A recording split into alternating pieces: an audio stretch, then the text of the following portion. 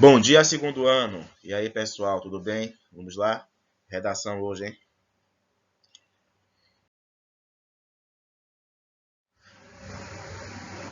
Vamos dar continuidade ao assunto que nós iniciamos na aula pelo Zoom. Personagens, tempo, espaço e narrador. Já vimos personagens e tipos de personagens.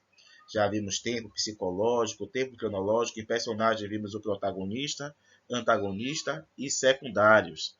Então, com esse conhecimento que vocês já tiveram da aula anterior, vamos dar continuidade em página 92.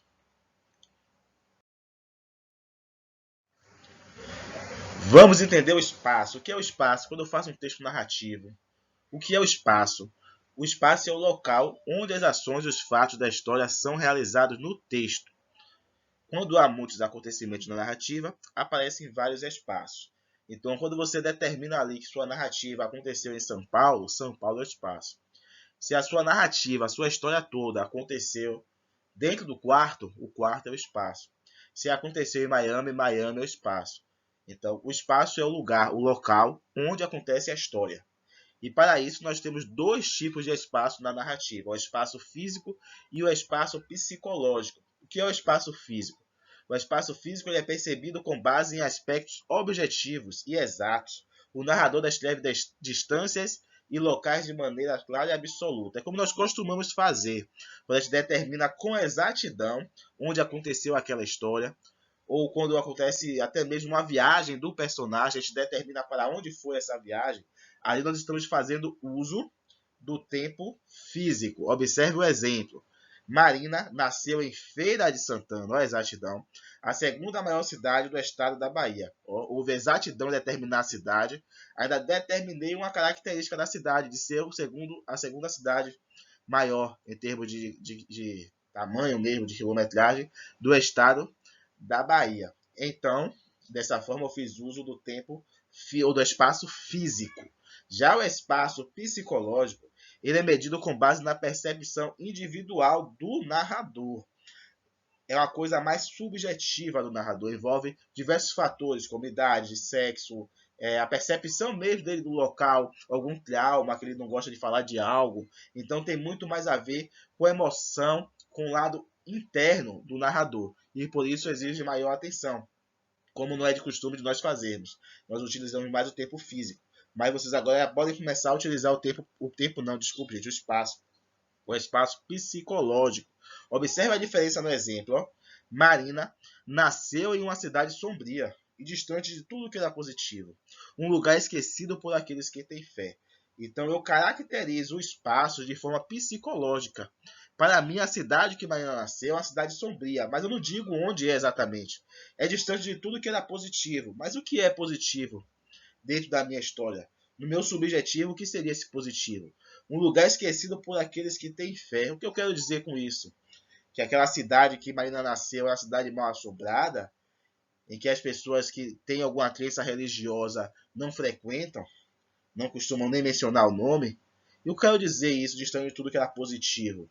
Quer dizer que lá só tem coisas negativas, coisas ruins.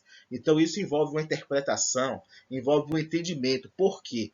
Porque aqui foi revelado o subjetivo do narrador, o lado interno dele. Então o psicológico é mais complexo do que o físico, quando estamos falando de espaço.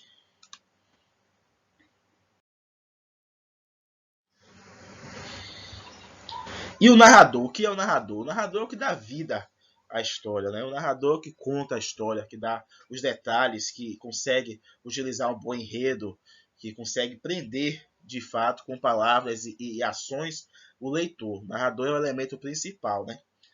E esse narrador ele pode ser de dois tipos, principalmente. Tem outros tipos, mas o principal é o narrador observador e o narrador personagem.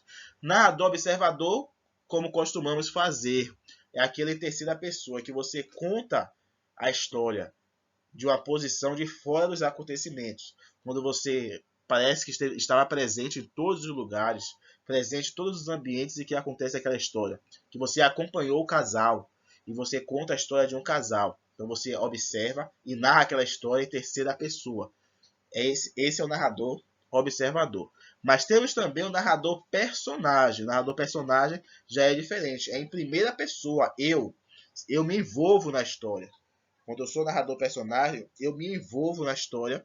E aí eu tenho minha perspectiva dos acontecimentos diferentes. Por quê? Porque eu estou nessa história. Eu estou envolvido. Eu sou um personagem dessa história. E esse narrador personagem, ele pode ser de duas formas, certo? Qual é a primeira forma? Ele é o narrador personagem, narrador testemunha. Quando ele narra em primeira pessoa como personagem secundário. Então a história, eu estou envolvido na história, eu estou lá na história, estou inserido, eu sou um personagem da história, porém eu sou secundário. Por exemplo, eu conto de dentro da história a relação do meu pai com a minha mãe. Então os personagens principais são os meus pais e eu conto de dentro da história como um personagem secundário. Aí eu sou o narrador testemunha, porque eu testemunhei a relação dos meus pais e conto estando eu inserido na história. Mas também pode ser narrador protagonista, quando eu sou o principal. Aí a história foca em mim. A história se passa comigo. Eu sou o elemento principal daquela sequência de fatos daquela história. Aí eu sou narrador personagem, narrador protagonista.